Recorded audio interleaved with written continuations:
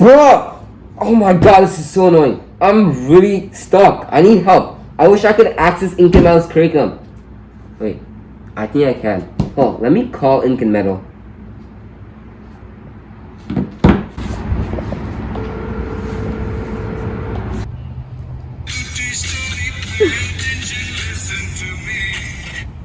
Yeah, hello?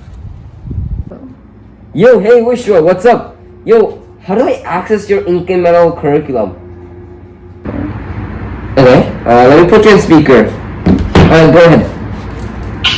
Okay, so first go to the ahsinkandmetal.org website. Okay. And once you go there, you should click the resources page.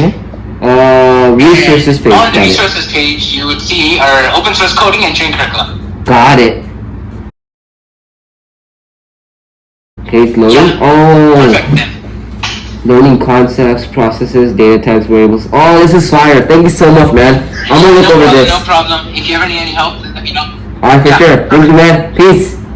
Yeah, no problem. See ya. Yeah, bye. Wow, some cool stuff. Wait, I bet they have video on efficient marketing. Oh, let me search it up.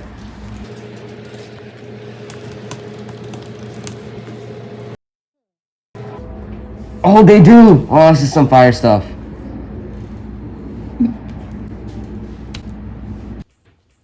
I posted on social media and contacted my friends, but it's still not working. What can I do to publicize and get more people involved? Oh, hey, Manasa. Oh, are there any updates for the ENT classes?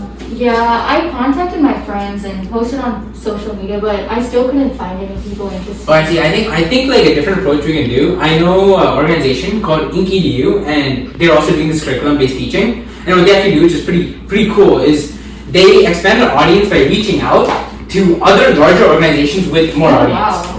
Like for example, like if we reach out to an organization that already has a set established students, like let's say they're teaching like up to 60K students, and we reach out to an organization like that, and we propose to them that we're teaching like free engineering and coding content, and ask can we publicize and teach to your audience, and they can do the publicity for us, and that so way. you mean leveraging our connections. Exactly. Yeah. Exactly. So something like that. I think that would probably help us.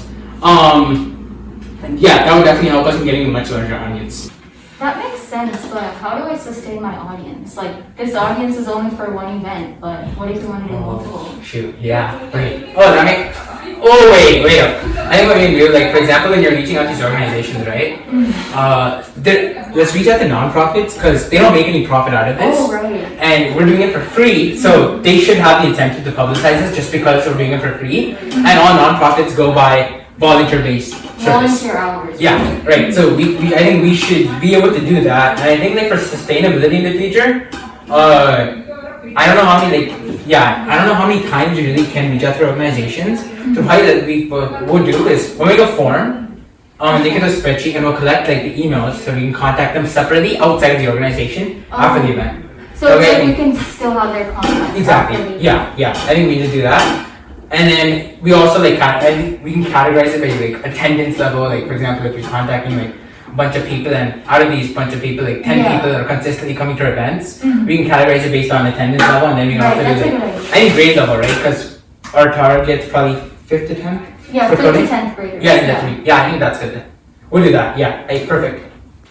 Usually for these type of teaching events, it's always good to give them some sort of incentive. Like it could be maybe some sort of 3 prints, or it can be like sponsorship premium accounts. It's just a way that gets them more interested. Oh yeah, definitely. Yeah. I think that And work. Yeah. if you're ever wondering like how you can get this, you can reach out to sponsors or have like multiple events, like maybe like a chassis driving experience event. Oh yeah, that's pretty smart. Like connecting it, right? Yeah. Oh, yeah. okay, cool. And I mean, additionally, you can also provide them opportunities for other events, like a hackathon or like a design challenge that they can gain more experience with the skills that they learn through it and apply it maybe on like another event. Yeah, I guess then we can just follow this up with probably a hackathon or a design challenge. That'd be probably good. Okay, perfect. That's good then. Yeah. Cool. Okay, cool. If you like this video, please. Oh, that's some cool stuff, bro. Wow, I learned a lot in today's video. What's good, y'all? If y'all liked today's video, make sure to smash that like button, hit that subscribe button for good luck this season, And if I make this shot right there, you gotta subscribe.